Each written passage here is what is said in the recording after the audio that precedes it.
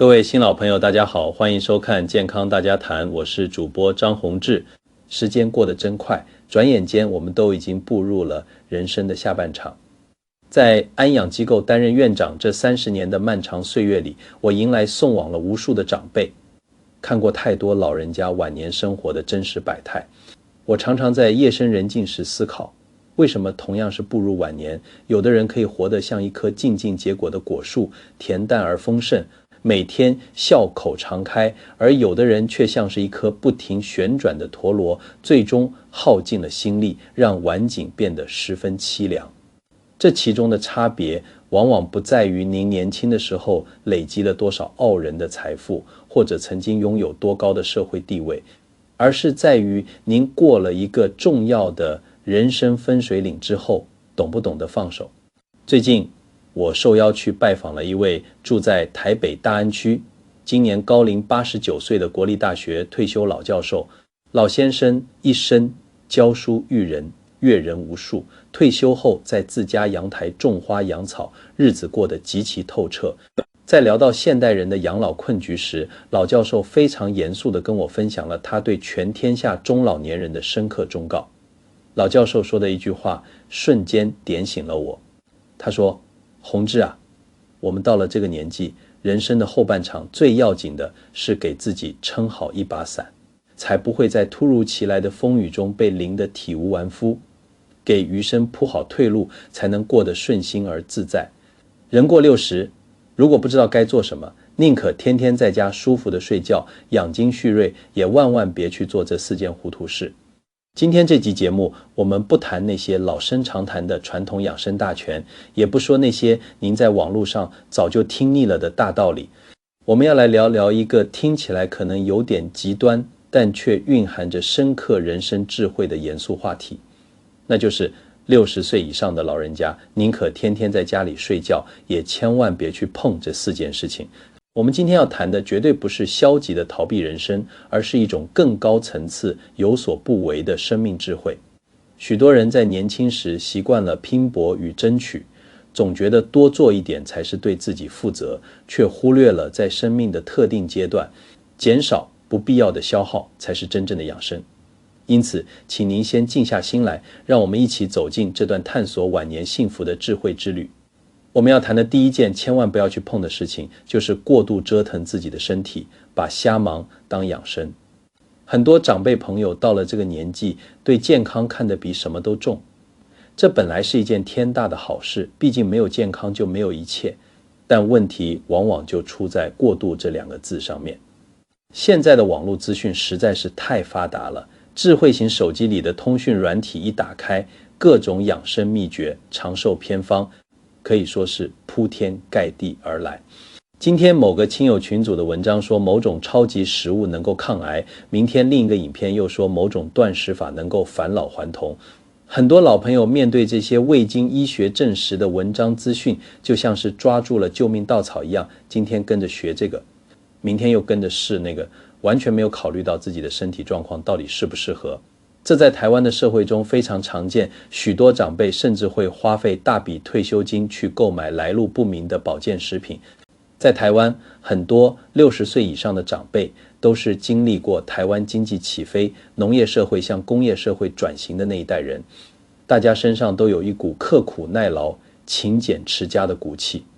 很多人退休了也闲不住，一定要去种菜，去接手工，或者每天在太阳下暴走1-2万步。我认識一位78岁的陈伯伯，他原本的身体底子相当不错，每天早上都会去住家附近的公园散散步，打太极拳，气色红润，连我们安养院里的护理师都常常称赞他的保养之道。可是有一次，他在一个长辈的网络社群里看到一篇文章，说每天必须要走到2万步才能够有效活化心肺功能。陈伯伯对那篇文章深信不疑，硬是把自己的每日运动量翻了整整3倍。刚开始的几天，他还觉得自己精神百倍，到处跟老邻居炫耀他的计步器数字。但是结果呢，不到半个月的时间，他的膝盖半月板就产生了严重的磨损，走没几步路就痛得钻心，最后连家门都出不去了。他从一个能够自由活动、开朗自信的健康老人，变成了一个需要家人时时刻刻搀扶的病人。他躺在床上无奈地叹气说，我这到底是在养生还是在找病啊？这就是非常典型的过犹不及。台湾许多骨科专业医师也经常呼吁，老年人的关节就像是用了几十年的汽车轮胎，胎痕已经磨得很薄了，绝对不能再进行超负荷的耗损。还有些长辈过度节食养生，听信所谓千金难买老来瘦，天天吃稀饭配酱瓜，清炒高丽菜，肉和蛋一点都不敢吃，结果导致了严重的肌少症与蛋白质营养不良。肌少症是老年人最可怕的隐形杀手，一旦肌肉流失，骨骼失去保护，在浴室或马路上脚下一滑跌倒，髋关节骨折，从此卧床不起。医学统计显示，高龄老人髋关节骨折后1年的死亡率高达2%到3%，很多人不是死于骨折本身，而是死于长期卧床引发的肺部感染、褥疮和血栓。道家的经典著作《道德经》里面，老子早就告诫过我们大道至简，真正高明的养生之道，从来都不是那些复杂繁琐的操练，也不是那些昂贵到令人啧舌的保健补品，而是融入在我们日常生活中那份简朴和规律。您去看看那些住在乡下的老农夫，他们一辈子粗茶淡饭，日出而作，日落而息，根本不懂什么复杂的现代养生理论，但是他们很多人都活到了90多岁，身体依然相当硬朗。为什么呢？因为他们的生活方式顺应了最自然的天地节律。国学大师南怀瑾先生一生致力于儒释道3家文化的研究，他老人家在谈到养生的时候，特别强调的一个观念不是动，而是静。南怀瑾先生说过，真正的养生其实是养心，只要我们的心静下来了，体内气血自然就顺畅了，身体的各项机能也自然就会达到一种和谐的状态。您看那些在寺庙里修行的出家人，每天伴着青灯古佛，生活极其简单，内心平静的就像一潭止水。他们之中有非常多都是鹤发童颜，寿命绵长。他们所追求的从来都不是外在对身体的激烈折腾，而是内在精神的绝对安宁。所以当我们过了60岁这个年纪，我们的身体就真的像是一部已经运转了几十年的老机器。这部机器现在最需要的是温和细致的日常保养，而不是那种大刀阔斧的激烈改造。我们要学会去听从自己身体发出的真实声音，觉得累了就安安稳稳地坐下来歇一会儿，觉得困了就舒舒服服地躺到床上睡个觉。去住家附近的绿地散散步当然是非常好的活动，但是千万不要走到让自己气喘吁吁、大汗淋漓。饮食保持清淡当然也是对的，但是偶尔想吃点稍微有味道的台湾家常菜，想尝点人间烟火的味道，也不必把自己逼得像是在苦行修道一样完全戒断。请您一定要记住，让身体感觉到舒服才是这个年纪最高级的养生法则。我们宁可在午后待在家里安安稳稳的睡个午觉，把精神养得足足的，也千万不要被网络上那些花哨又夸张的养生口号给迷惑了，跑去过度折腾自己这副无比宝贵的身体。这第一点，不折腾是我们晚年能够拥有幸福生活的绝对基石。如果这块维持健康的基石不稳固，后面我们要谈的所有美好愿景都将会变成无从谈起的空中楼阁。接着我们来谈第二件千万不能去碰的事情，那就是过度掏空财物，轻易动用您自己的养老老本与过早过户房产。钱这个东西说起来虽然俗气，但它绝对是我们晚年生活的底气，也是我们维持尊严的最重要防线。这笔退休金与房产是我们辛劳了一辈子，在工作岗位上流血流汗、省吃俭用才好不容易攒下来的，它就像是我们生命这艘大船上的压舱石。一艘船只要有了足够沉稳的压舱石，任凭外面的风浪再大，也能够保持平稳不翻覆。人老了，只要自己手里握有足够的钱与房子，这心里才不会发慌，晚上睡觉才能安稳。可是我在安养院这30年来，偏偏看过有太多的老人家在这个最关键的财务问题上犯了严重的糊涂。老教授提醒的这第二个糊涂就是年纪大了，千万不要傻傻的把自己的存款明细、房产处分全盘托出，更不要过早把财产过户给子女。根据台湾社会福利机构的调查，以及我们在安养院看过的上百个真实案例，极高比例的家庭破裂与老人弃养，导火线全都是财产过早分配或资金借贷。很多长辈出于对子女毫无保留的爱，总觉得是一家人，不需要分彼此，于是刚过60岁或者一半里退休，就把自己的退休金、股票存款，甚至是手头的房产状况，清清楚楚地告诉孩子，甚至在孩子几句甜言蜜语或哀求下，就把房子过户掉了。特别是现在的年轻人，生活压力非常大，在台北、新北买一间房，头期款动辄几百万新台币，加上通膨与薪水不涨，很多子女过得很挣扎。如果孩子知道您手头有一笔可观的退休金，或是名下有一套价值不菲的老房子，很难保证他们不会产生依赖心。理在面临创业投资失利、房贷压力或者配偶的鼓动下，孩子们往往会把主意打到您的养老金上。他们会说，爸妈，反正这钱以后也是我们的，不如现在先借我们周转，以后我们加倍孝顺您。一旦牵扯到金钱利益，原本和睦的家庭关系很容易产生裂痕。如果家里有手足好几个，给了大儿子，二女儿心里不平衡，给了小儿子，大媳妇又起疑心，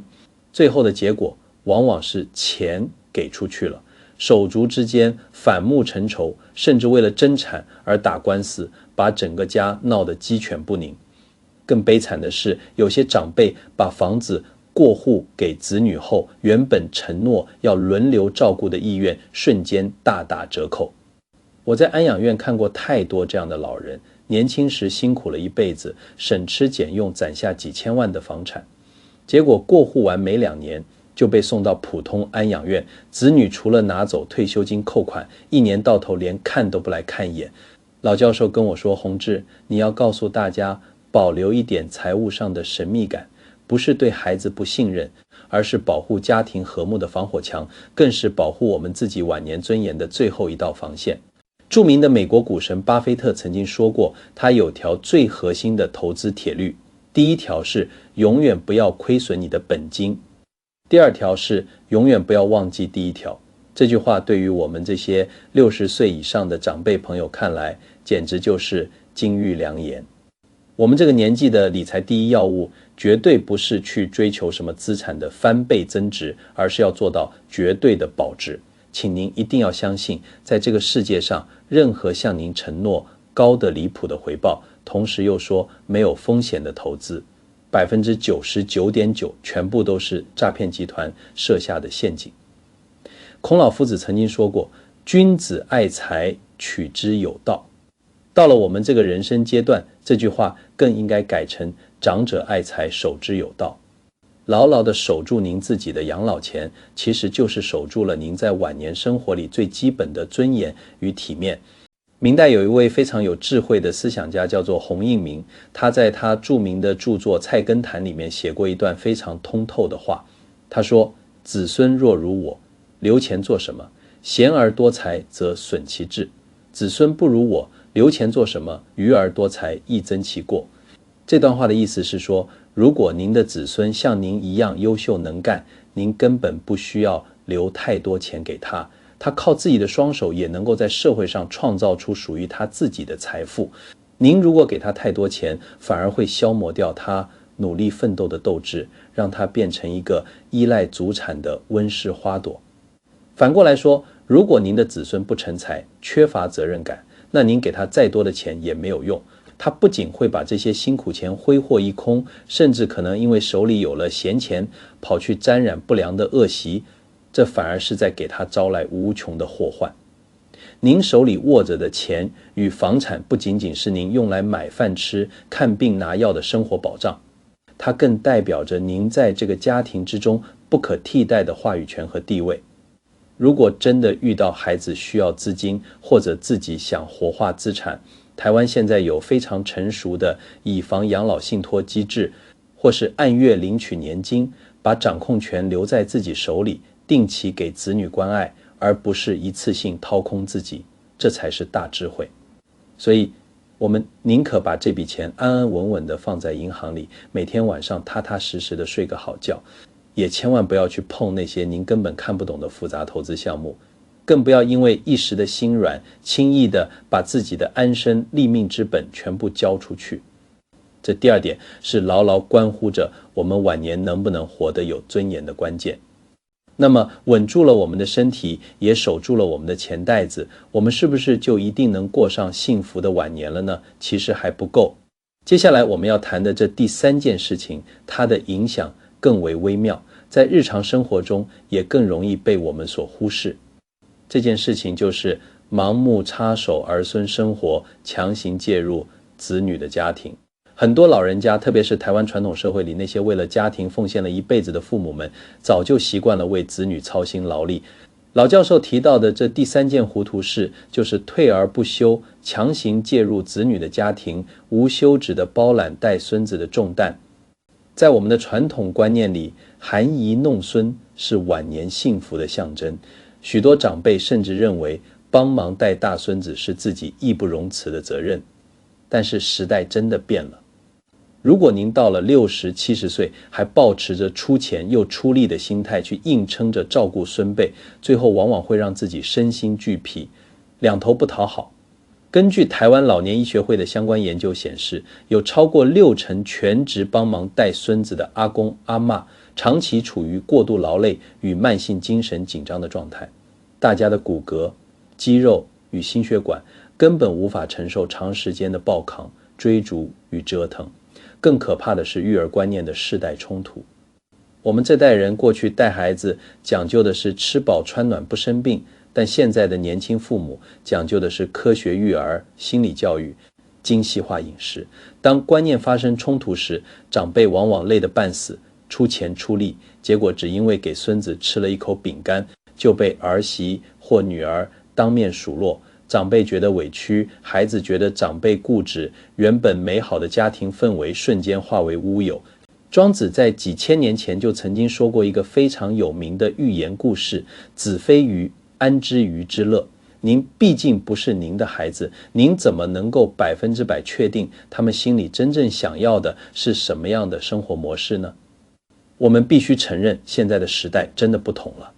社会的变迁速度远远超过了我们的想象。现在的年轻人，他们面临着极大的职场压力与竞争，他们有他们自己一套适应这个时代的活法。老教授跟我分享了他自己的故事，他退休时，大儿子也希望他能帮忙全职带孙子。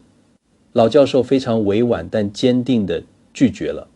他说，我可以每周去陪孙子玩半天，带他去公园买冰淇淋，但我绝对不当全职保姆，因为我已经完成了抚养你们的责任。现在我的任务是照顾好我自己和我老伴的身体。老教授的这番话非常值得我们深思，我们已经辛苦了大半辈子，拉拔大了自己的孩子，这份人生功课我们已经高分通过了。晚年的时光是老天爷赏赐给我们真正的自由时光，我们有权利去安排自己的生活，去社区大学上歌唱班，去长青学院学书法，搭高铁去花东旅游，跟老朋友喝下午茶，而不是再次把自己绑在家庭的柴米油盐里。著名的黎巴嫩文坛巨匠纪伯伦曾经在他的诗集里写过一段非常震撼人心的话，他写道：你的儿女其实不是你的儿女，他们是生命对于自身渴望而诞生的孩子，他们是借助着你来到这个世界，却非因你而来，他们虽然陪伴在你身旁，却并不属于你。这一段充满哲理的话，真的非常值得我们每一个做父母的人反复的去品味，懂得乌鸦法则，建立心理独立。在大自然中，乌鸦妈妈在小乌鸦羽翼渐丰时，会狠心将它们推出巢穴，逼它们学会独立飞翔。到了60岁，我们必须建立心理独立，不要把晚年的幸福和生活重心全部寄托在子女身上。去子女家做客，切记不过3日。两代人生活习惯的不同是客观存在的，做客3天是亲情最完美的距离，时间短，大家展现的都是最好的一面。一旦住得太久，空间狭小，作息不同，隐形的摩擦就会浮现，大幅降低对子女的期待值。过高的期待是晚年痛苦的根源。体面地退出孩子的生活舞台，期望降到最低，孩子偶尔的一个关心都是意外的惊喜，您的心态自然就会平和开朗。所以我们宁可一个人留在自己家里，清清静静地看看电视，哪怕是打个瞌睡，也千万不要一头扎进子女那些错综复杂的家务事里面，去把别人的生活搅得鸡犬不宁。这份懂得适时退出的智慧，是您送给整个家族最好的礼物。说完了如何照顾身体，如何守住钱财，以及如何处理家庭关系之后，接下来我们要谈的第4件事情，也是老教授提醒大家的清醒忠告：丧偶或单身的长辈，到了晚年千万不要盲目冲动地踏入第2次婚姻。在漫长的人生旅途中，老伴如果先走一步，那种孤独与凄凉确实令人心酸。有些长辈因为耐不住孤独，或者希望找个人照顾自己的饮食起居，在没有充分了解的情况下，急急忙忙地办理了再婚。老教授直言不讳地说，晚年再婚，社会上称为半路夫妻。这种关系看似美好，但在现实的利益与家庭面前，往往是一场难以收拾的豪赌。到了60、70岁这个年龄，每个人的背后都有各自错综复杂的家庭背景、性格习惯。更重要的是，涉及台湾法律上的继承权、特留分以及财产分配问题。年轻时的婚姻，两个人是一起白手起家，共同奋斗，有着深厚的感情基础与共同的孩子作为纽带。但晚年再婚，双方各有各的亲生子女，各有各的财算盘。在安养院里，我看过太多因为晚年再婚而搞得鸡飞狗跳的案例。有些老阿姨再婚后成了男方全家人的免费保姆，照顾生病的老头子几年，老头子一走，男方的子女立刻拿着法律文件把阿姨赶出家门，连1分钱财产都不给。也有的老伯伯再婚后，名下的存款和房产被新老伴逐步转移，引发亲生子女的强烈不满，最后搞得亲生子女断绝关系，新老伴拿了钱拔腿就跑，老人孤苦无依地躺在病床上，连个签字手术的人都没有。老教授跟我说，孤独是晚年的一种常态，但用一场充满算计的再婚去逃避孤独，往往会带来比孤独可怕10倍的灾难。对于单身的长辈，如果真的渴望陪伴，最好的方式是寻找同居不婚的知己，或者加入社区的常青社团，结交3、5个志同道合的老朋友。大家平时一起喝茶、打麻将、爬山、逛街，彼此关照，但在财产和法律上保持绝对的独立，享受一个人的自由自在，想吃什么就煮什么，想去哪里就去哪里，不需要去适应另一个人的生活习惯，更不需要看别人子女的脸色。把时间和精力投资在自己的兴趣上，这样的晚年生活同样可以丰富多彩，尊严十足。遇到想不通、解决不了的烦心事，千万不要在深夜辗转反侧。在台湾，长辈依赖安眠药的比例非常高，很多都是因为心思太重，睡眠品质直接决定了免疫力与心血管健康。告诉自己，天大的事，明天太阳升起再说。睡个好觉，第2天思绪清晰了，很多死胡同自然就解开了。儿孙自有儿孙福，学会看，开与放下。不要过度操心儿孙的事情，不要整天在 LINE 群组里转发各种警告新闻去干涉他们。把自己照顾好，不给孩子添麻烦，就是给子女最大的福报。心宽1寸，受益3分。对自己大方一点，享受睡的果实。我们这代人省吃俭用了一辈子，连个塑胶袋都舍不得丢。但人生短暂，到了这个年龄，在经济许可范围内，该穿的好衣服就穿，想吃的美食就去吃，想去花东、去日本旅游就勇敢出发，善待自己，才不枉此生。守住真正的老本，肌肉与骨本。晚年最大的财富不是存款，而是健康的身体。预防肌少症，多补充优质蛋白质，蛋、奶、肉、豆类，适度做起立坐下的腿部力量训练。只有腿脚有力，不跌倒，您才能四处走走，享受有品质的晚年，保持学习，与时俱进。不要固执己见，试着用开放的心态接纳新技术，学会用智慧型手机了解年轻人的话题，参与社区活动，思维保持活跃，人就不容易老，更不会被时代淘汰。各位观众朋友，老去是每个人人生中不可避免的必修课，但老去绝对不应该是一个消极等待的过程。我们虽然无法阻止岁月在脸上留下痕迹，但我们可以选择用什么样的心态和智慧去度过我们的晚年。不掏空财物，不瞎帮忙，不透支身体，不盲目再婚，把重心拉回到自己身上，去享受每一个阳光灿烂的早晨。今天和大家分享的真心话是送给中老年朋友最真诚的礼物，希望能为您未来的健康生活与人生规划带来一些实用的启发与力量。如果您觉得今天的内容对您有所启发，记得帮这支影片按个赞，订阅我们的频道，把这支影片分享给您身边关心的家人、老朋友。我是主播张宏志，我们下期影片再见。